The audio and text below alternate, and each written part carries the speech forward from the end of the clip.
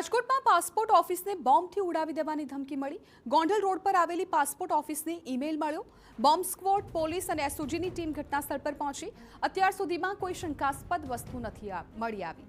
તો રાજકોટમાં ફરી એકવાર બોમ્બની ધમકી છે। અગાઉ સ્કૂલ, હાઈકોર્ટ અને ત્યારબાદ હવે પાસપોર્ટ ઓફિસને બોમ્બથી ઉડાવી દેવાની ધમકી મળતા ટીમો દોડતી થઈ ગઈ હતી। ગોંડલ રોડ પર આવેલી પાસપોર્ટ ઓફિસને ધમકી ભર્યો ઈમેલ મળ્યો હતો અને તાત્કાલિક જ બોમ્બ સ્ક્વોડ, પોલીસ અને એસઓજીની ટીમ તાત્કાલિક ઘટનાસ્થળ પર પહોંચી ગઈ હતી, પરંતુ તપાસ કરવામાં આવી છે અને આ તપાસમાં અત્યાર સુધીમાં કોઈ પણ શંકાસ્પદ વસ્તુ નથી મળી આવી।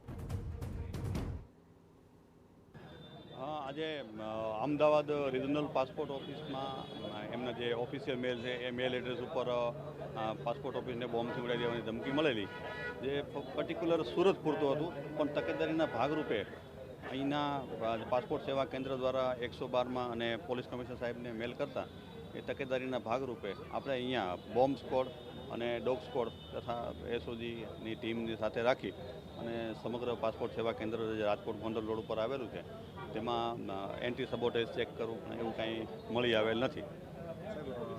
અત્યારે જે અવારનવાર બોમ્બની ધમકીઓ મળે છે, કોઈ પ્રાથમિક કંઈ તારણ બહાર આવ્યું છે? કોણ વ્યક્તિ મેલ કરે છે? ના, મેલની ધમકીમાં બસ બોમ્બથી ઉડાવી દેવાનો ને જે જગ્યા છે પાસપોર્ટ સેવા કેન્દ્ર એ ખાલી કરી દેવું એ રીતની ધમકી। રાજકોટના ગોંડલ રોડ પર આવેલ પાસપોર્ટ ઓફિસને બોમ્બથી ઉડાવી દેવાની ધમકી મળતા તંત્ર હરકતમાં આવ્યું છે।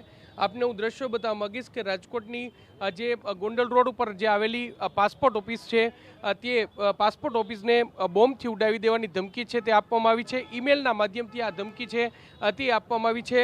ધમકી મળતાની સાથે જ જે બોમ્બ સ્ક્વોડ અને સ્થાનિક પોલીસ છે તે અને એસઓજી પોલીસ છે તે અહીં જે કચેરી ખાતે પહોંચી ચૂકી છે। તેમના દ્વારા હાલમાં તપાસ છે તે ચાલી રહી છે। સલામતીના ભાગરૂપે જે આખી કચેરી છે તેને હાલમાં ખાલી કરી દેવામાં આવી છે। અત્યાર સુધીમાં કોઈ પણ પ્રકારની શંકાસ્પદ વસ્તુ છે તે મળી નથી, પરંતુ તકેદારીના ભાગરૂપે જે પોલીસ છે તેમના દ્વારા આ કાર્યવાહી છે તે કરવામાં આવી રહી છે।